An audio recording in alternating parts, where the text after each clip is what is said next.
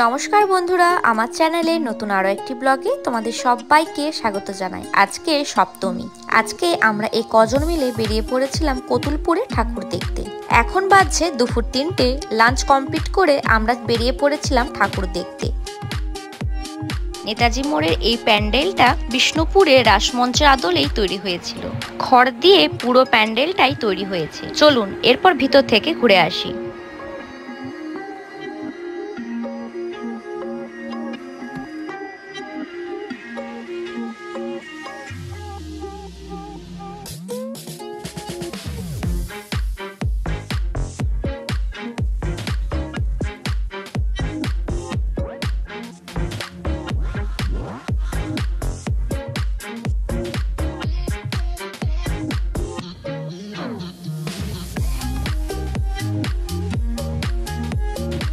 কেমন লাগলো এই প্যান্ডেলটা কমেন্ট করে জানাতে ভুলো না। আজকের মতন আসি, দেখা হবে অন্য ব্লগে তোমাদের সঙ্গে। Bye bye.